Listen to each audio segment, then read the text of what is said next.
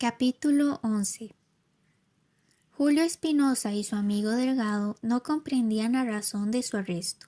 Suponían que había de tratarse de asuntos políticos, pues la forma de conducirlos no a la cárcel sino a un cuartel indicaba un procedimiento administrativo.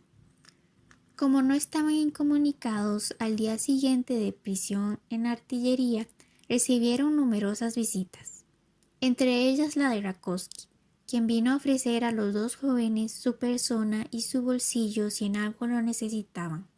Andrés Cordón no podía faltar a exhibirse, dándose la importancia de un íntimo de Julio, que esa era su aspiración suprema. Andrés estaba convencido de que viéndolo todo el mundo al lado del joven tan elegante, rico e inteligente como Espinosa, acabarían por colocarlo al nivel de tan brillante figura. Y lo triste es que no son raros los que piensan y viven como Cordón. En San José hemos visto a más de un tipo de esa clase. La idea es peregrina, se acogen a los resultados de la asociación de ideas y se dicen, viéndome siempre al lado de fulano en la calle, en el teatro, en los hoteles, tendrán que pensar en mí cuando lo ven a él y viceversa. Y así poco a poco nos confundiremos. Sucede también que, a la larga, con intención o sin ella, estos tipos copian las maneras, los gestos y los hábitos del modelo que se proponen imitar. Andrés Cordón lleva el bastón o el paraguas en la mano izquierda porque así lo acostumbra Julio, pero este lo usa así porque es zurdo, mientras que a Andrés le costó gran trabajo habituarse a cambiar el destino de la mano derecha. Julio Espinosa al saludar cierra el ojo izquierdo, lo cual va siempre acompañado de una ligera sonrisa. Y Andrés ha oído a las hijas de Eva celebrar como muy graciosa y elegante esa acción, pues él hace lo mismo, solo que, como no sabe sonreír, arroja una carcajada cerrando un ojo, y parece grotesco y ridículo. Sin embargo, esto no lo nota el imbécil. Hemos dicho que esta especie de mono era escribiente. Para darse importancia, aseguró a un compañero de oficina que pronto sería elevado a un destino más lucrativo y superior en jerarquía. Aquel se negó a creerlo si no le explicaba el modo de adquirir ese adelanto. Y el buen hombre entonces le dijo al oído y suplicándole el secreto que él y Julio Espinosa con otras gentes importantes preparaban una revolución que estaba al estallar. Verdad es que este semidiota no calculó las consecuencias de su invención, pero sucedió en este caso lo de siempre. El compañero se apresuró a ameritarse en el ministerio y delató a Julio aumentando algunos detalles de su propio calete a la noticia. El ministro comunicó la historia al presidente de la República, que aborrecía a Julio por algunas expresiones que había lanzado criticando los actos de su gobierno. Y sin dar mucho crédito al dicho de Cordón, mandó vigilar a Julio, al mismo Andrés y a 2 o 3 personas más, también nombradas por Cordón al hacer la confidencia al compañero. Poner un espía secreto que no perdió de vista a Espinosa fue el primer paso de la policía. Una noche llegó el espía a la casa del ministro a comunicarle que en el Hotel Español, situado cerca del mercado, hotel donde Julio no entraba jamás, lo había visto llegar acompañado de un militar de alto grado, que procuraba ocultar con un sobre todo el uniforme que,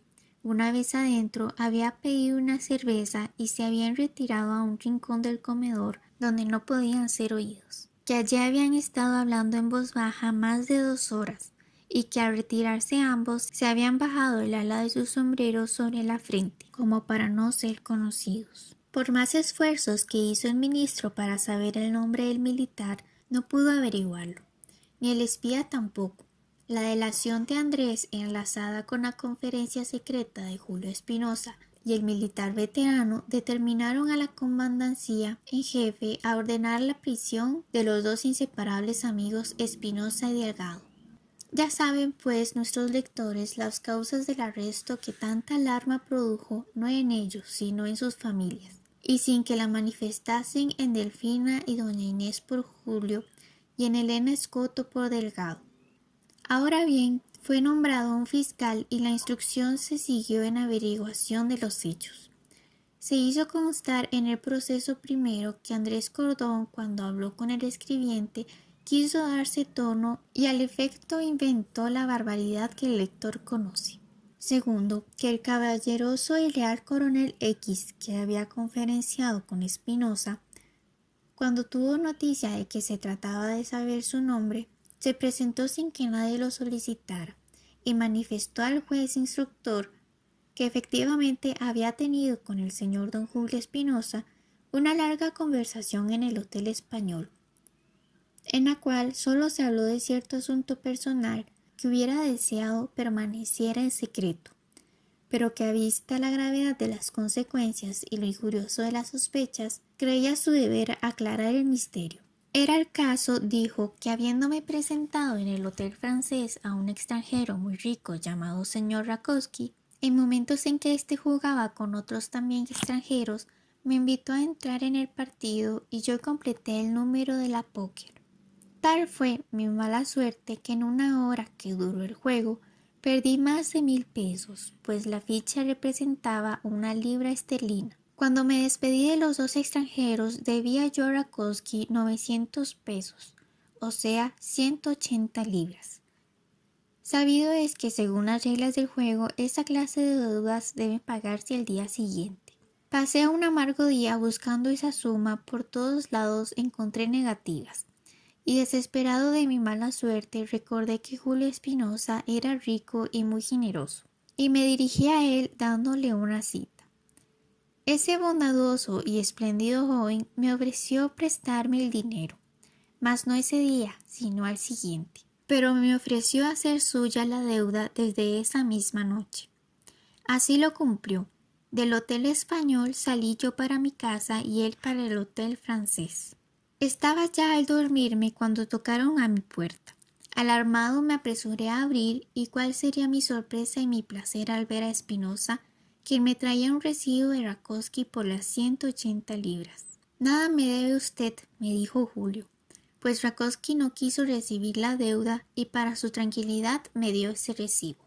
El buen polaco manifestó a Julio que nunca se habría perdonado si hubiera cometido la crueldad de arruinar a un hombre honrado, que en las diversas manifestaciones de la fisonomía del militar cuando perdía había notado la terrible impresión que le causaba su pícara suerte. Yo quise rehusar lo que me parecía humillante aceptar, pero Julio me aseguró que Rakowski era un excéntrico de buena ley y que se creería ofendido si yo rehusaba. Acepté, pues, y de allí todo el secreto.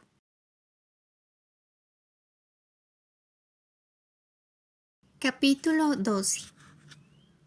En uno de los cuartos del cuartel de artillería, un criado de la casa de Espinosa servía el café a nuestros amigos Julio y Roberto Delgado, en una mesita de laca que, con otros muebles enviados por la familia de Julio, adornaban su prisión. Julio, con su buen humor habitual, y Roberto, triste y callado, fumaban sendos cigarros habanos al mismo tiempo que absorbían el sabroso café a la crema. Oigámoslos un rato y enterémonos del estado de su ánimo. Con que explícame, Delgado, ¿tu vasto talento no te explica la causa de nuestro arresto? Claro está que no somos criminales vulgares, porque entonces nos tendrían en la cárcel pública. Al honrarnos con una prisión militar, nos tratan como a grandes personajes políticos o impolíticos más bien. Mas como yo no recuerdo haberme metido y casi he hablado de las cosas públicas, debe haber gato encerrado en este lance. Vamos, habla, caballero de la triste figura, contéstame, amante desdichado, abre la boca y explícate. Te envidio esa organización predispuesta siempre a ver las cosas por un buen lado, pero no puedo imitarte. Siento el alma rodeada de nubes que oscurecen mi pensamiento, no por este encierro que no puede prolongarse, porque aquí debe haber un error, una equivocación que no puede ser eterna, sino porque tú sabes que tengo motivos para sufrir en mis más caras y tiernas afecciones. El repentino cambio de Elena conmigo, cambio que he notado hasta en el señor Escoto, me aflige y mortifica, no solo para mí, sino por la misma Elena, que debe sufrir enormemente toda vez que ella me ama como yo la amo a ella. ¿Qué ha sucedido? No me lo explico, por más que recorro mi conducta. Quizás una atroz calumnia, pero ¿de dónde? Si al menos me tomaran el trabajo de hacerme algún reproche para orientarme, mas no se dignan siquiera de averiguar la verdad. Al paso que vas me voy a poner a llorar contemplando tu desventura. Ánimo, y yo te juro que en cuanto nos pongan en libertad, me dedicaré a descifrar ese misterio. Y si no soy un imbécil como en realidad no lo soy, en un solo día sabrás el motivo y el remedio de tus penas. Mientras tanto, ayúdame a leer mi correspondencia. Al pronunciar esa última frase, Julio rompió la cubierta de una carta de Andrés Cordón que leyó en voz alta. Respetable y querido señor don Julio, yo soy un pobre diablo, según parece, y demasiado sencillo, pero no soy malo. Mi corazón es bueno, dicen, mas mi cabeza es pequeña, según algunos. Y así debe ser, puesto que he causado sin intención algunos sinsabores a personas a quien solo les desearía dichas y venturas. Espero que la sincera confesión de mis tonteras merezca su perdón y el del señor Delgado. Ayer fui llamado a declarar ante un juez y casi me desmayo del susto cuando vi que habían tomado a lo serio una chanza que hice a un compañero de oficina. Yo no podía figurarme qué tan graves consecuencias tuviera mi estúpida conversación. Yo pienso que ya se habrá conocido la verdad después que declaré bajo juramento lo acaecido y solicito pues humildemente su perdón y que olviden mi miserable conducta. No me he atrevido a presentarme personalmente porque la vergüenza y la pena que siento me lo impiden. Por esto le escribo y le ofrezco la enmienda y todos mis respetos. Andrés Cordón. Concluyendo de leer la carta de Andrés, estaban los dos amigos cuando se presentó un adecán del presidente. Saludó con respeto y dijo que venía a acompañarlos a casa del presidente, quien nos esperaba. Julio comprendió que su arresto era concluido, pues la llamada del primer magistrado de la nación no podía tener otro objeto que el de presentarle sus excusas por la injusta prisión que habían sufrido. Delgado pensaba lo contrario, dejándose arrastrar por su pesimismo habitual. Se vistieron, arreglaron sus papeles y partieron.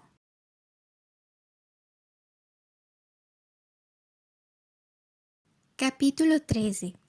Sabido es que en San José, capital de la República, se ha gozado siempre de más libertad y tranquilidad que en las provincias.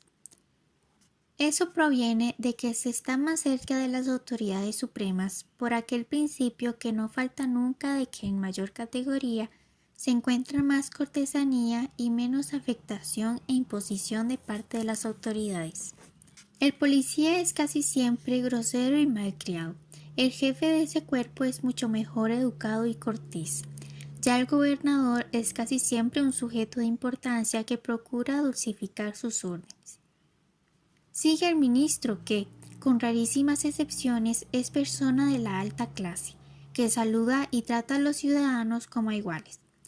Por último, viene el presidente y en él se encuentra la suprema civilidad y buen tono. Su trato es ameno y aun en casos en que la necesidad los obliga a ser duros, lo son en el fondo, no en la forma. Mas, como en las provincias no existen empleados de los cuerpos supremos, natural es que el trato con ellos deje mucho de qué desear. En el caso presente, el primer magistrado gastó una amabilidad y cortesía inesperada, dados los antecedentes. Después que les hubo estrechado la mano a Julio y a Roberto, les manifestó su profunda pena por haberlos molestado injustamente. Les mostró el proceso para hacerles ver las presunciones e indicios engañosos que parecían complicarlos en sus proyectos de mal género. Los dos amigos se inclinaron silenciosos y solo preguntaron si podían retirarse en libertad. Con la contestación afirmativa del presidente se despidieron. En la puerta se les invitó a tomar el carruaje presidencial que estacionaba en la calle, mas no aceptaron y continuaron a pie. Julio y Roberto eran amigos personales y adictos al gobernante, porque lo creían justo y honrado. Pero desde que sufrieron el injusto arresto de que hemos dado cuenta, no volvieron a visitar ni a defender aquella administración que con tanta facilidad y tan falso criterio introducía la alarma y el malestar en sus familias. Generalmente es así como se forman las malas voluntades contra los que mandan. Los amigos demasiado celosos o los pretendientes que desean ameritarse se empeñan en infundir sospechas contra todo individuo conspicuo o de elevada posición. El mandatario concluye por ofenderlos y enajenarse de sus opiniones. De este modo, los miserables que rodean al presidente logran dos objetos: engrandecerse en el ánimo de éste y reducir el número de sus rivales. Por lo común, el cambio es desfavorable, y el resultado final, rodear al gobernante de nulidades y de fuerzas microscópicas. Lo cierto del caso es que ese procedimiento convierte a los amigos y a los indiferentes en enemigos o malquerientes.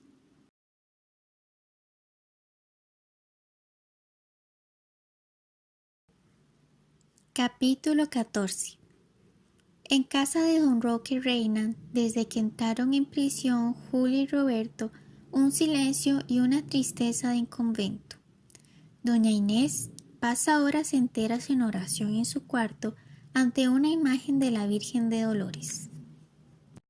Don Roque habla disparates contra el gobierno por sus actos dictatoriales, pues tiene grande aprecio por Julia Espinosa. Los celos con Rakowski no disminuyen. En el cumpleaños de doña Inés, el polaco la obsequió con un alfiler de brillantes en forma de pluma. Los conocedores lo avaluaron en 1.500 pesos. El celoso marido había dicho a Puck, que llevó el regalo, que no lo aceptaba, que era bastante rico para no necesitar de sus diamantes. Mas la señora, roja de vergüenza de semejante grosera acción, mandó a dar las gracias y guardó el alfiler, regalando a Puck un billete de 5 pesos. Lo contrario sucedió con el regalo de Julio, que consistía en un enorme raso enlazado con una cadena de oro y perlas. Don Roque admiró y aceptó el ramo, diciéndole a su mujer que eso era buen gusto y elegante obsequio. Delgado pobre solo mandó un ramo sencillo y barato. Narcisa, la criada de los Escoto, dio a doña Inés un monumental cake fabricado por ella misma y una tarjeta de Elena Escoto. La víctima de don Roque quedó unos momentos sola y cerró la puerta de su cuarto. Una vez segura de que no la veían, abrió un cofrecito de bronce que bajo llave guardaba en su escritorio. Del cofrecito sacó una fotografía que contempló y besó muchas veces, al mismo tiempo que dos gruesas lágrimas se resbalaban de sus ojos a su cuello. Solo ella conocía la existencia de aquel retrato doble, pues de un lado representaba a un elegante mozo y del otro un precioso niño como de 2 años de edad. Ocupada en tan íntimas demostraciones de amistad, de amor o de dolor, fue interrumpida por un ruidoso golpe a la puerta de su cuarto, la que cediendo al empuje se abrió y apareció don Roque, retinto como un tomate, y se abalanzó sobre el retrato que Inés tenía en la mano. Por el hueco de la llave te estaba observando, le dijo el badulaque marido. De seguro que ese es el retrato de Rakowski. Larga, larga, infame. Inés le mostró el cuadro por el lado del niño, y el imbécil, en su vista, soltó una carcajada y se propuso cubrir de besos la cara de su mujer. Mas ésta lo rechazó y, guardando el cuadrito, preguntó a don Roque ¿por qué suponía que el retrato de aquel niño fuera el de Rakowski? Perdóname, dueña mía, pero ya sabes que ese polaco tiene el poder de irritar mi sangre y desarrollar mis celos. Ese niño tiene un aire a Julio Espinosa. Ese sí que es guapo muchacho. Si por mí fuera lo alojaría en mi casa, tanto me complace y divierte su conversación. A propósito de Julio, ¿sabes lo que se dice? Pues se corre que está perdidamente enamorado de una mujer casada. Pobre marido. Inesita, ¿no es verdad? Habrá cornamenta, menta, menta. Al oír a su estúpido marido delirar de un modo tan ridículo, un color se le iba y otro se le venía a la pobre mujer. «Cállese, don Roque», exclamó. «No sea tan ligero en sus juicios. No basta que un hombre esté enamorado de una mujer casada. No es suficiente tampoco que esa mujer le corresponda. De casos como este está el mundo lleno. Pero entiendo que para que esos sentimientos pasen del estado platónico al de los hechos, es necesario que Satanás intervenga y Dios haya abandonado a los débiles y desgraciados. ¿Qué tal son los que tienen la desgracia de ser víctimas de amores ilegítimos?»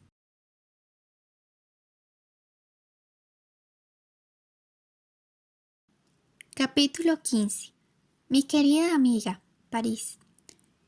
Salud, querida y nunca olvidada compañera de mis dulces años de colegio.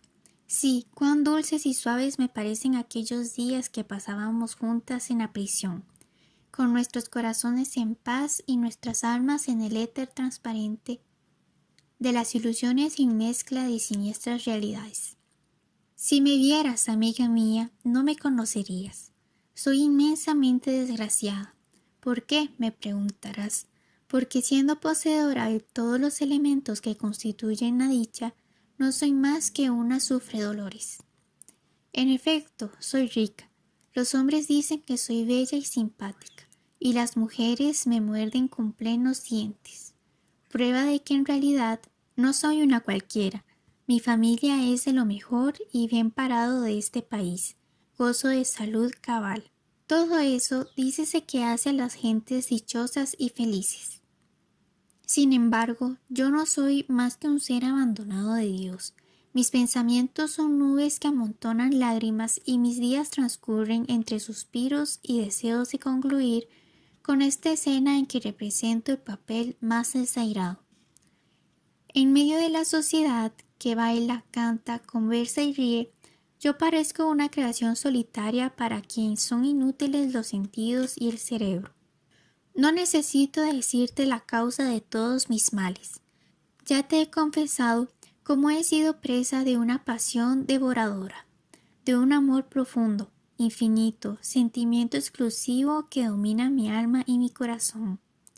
Amo a Julio Espinosa. Lo amo con la seriedad y reflexión que son consecuencia de los grandes afectos, no correspondidos ni siquiera notados. Para Julio soy yo una de tantas muchachas sin espíritu ni valor alguno.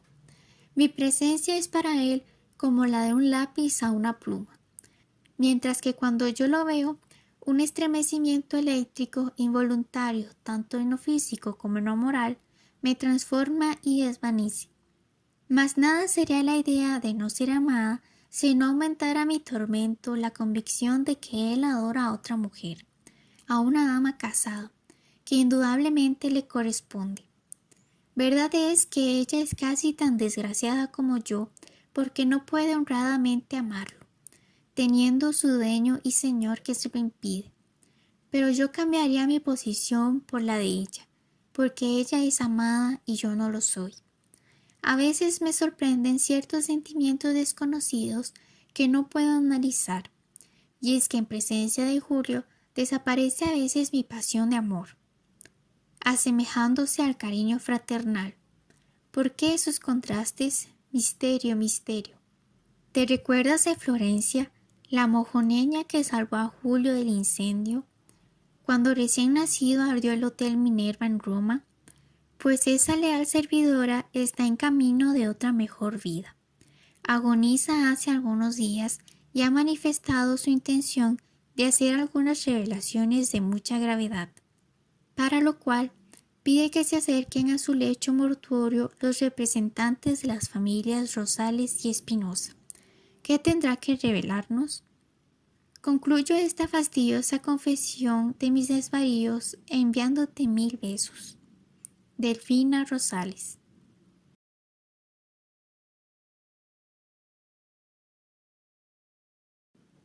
Capítulo 16. Mi Delfina. Pobre amiga mía, cómo hacen brotar lágrimas tus tristes cartas. Si supieras con cuánto interés sigo y procuro estar al cabo de ese drama múltiple que se desarrolla en ese nuevo mundo. donde todo es grande como sus montañas y volcanes. A veces pierdo el hilo de los acontecimientos y es cuando te olvidas de mí y guardas tus penas para sufrirlas callado. Vamos, pues, si estoy o no en lo cierto. Voy a resumir la escena tal como la entiendo. Si me equivoco, indícamelo y señálame el error. Llegas a tu país seguida de una especie de oso polaco muy rico pero excéntrico. Te fastidias en tu ciudad natal mientras amas las flores, los pajarillos y las puestas de sol, mas no a un ser humano de tu especie. Conoces a Julio Espinosa y este arrogante león te hace olvidar los pájaros y las flores. Él no te ama, en vez de ser razonable y adorarte, se enamora de una dama casada, de doña Inés, marchita flor que corresponde quizás a ese ilegítimo amor, pero que oculta lo que no puede ni debe esperar de esa pasión. Don Roque, que no ama a su mujer, pero que la cela por vanidad, se empeña en que su enemigo natural es Rakowski, mientras que se arroja gozoso en brazos de Julio, su verdadero rival. En otra parte tenemos a Elena Escoto, aristocrática figura que enaltece más su posición mientras es más abatida por la mala fortuna. Esta severa beldad ama con toda su alma al amigo de Julio, Roberto Delgado. Simpático joven que tiene todo cuanto nosotras las mujeres exigimos del que deseamos hacer nuestro marido. Y tú, mi linda amiga, mueres de amor por el famoso Julio. Es así el enredo, tuya, Mademoiselle Roqueval.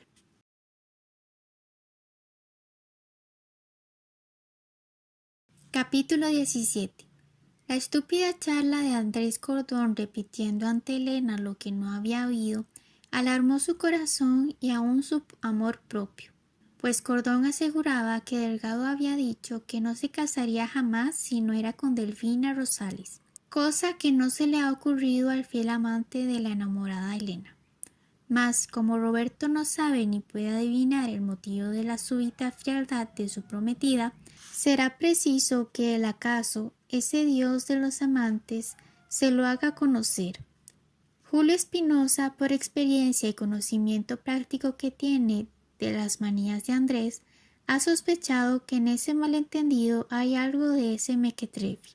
Así se explica cómo, desde que salió de la prisión, se dirigió a Elena, a quien quería y estimaba en extremo, dándole cuenta de la tristeza de Roberto por su repentina frialdad, y aún de desdén que ella no podía reprimir.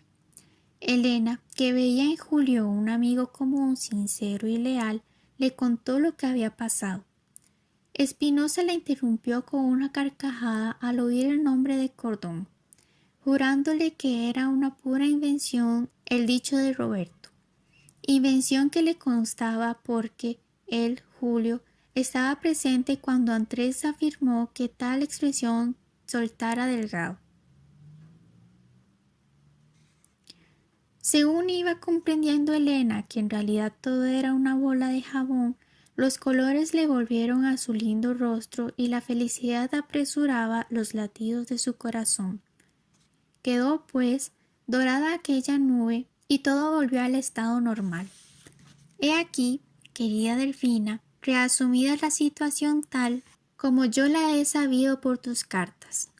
Lo que me alarma con razón es en qué pararán todos esos dramas domésticos cuando el transcurso del tiempo los haya llevado a una solución cualquiera. Esperemos y no economices tus adorables cartitas.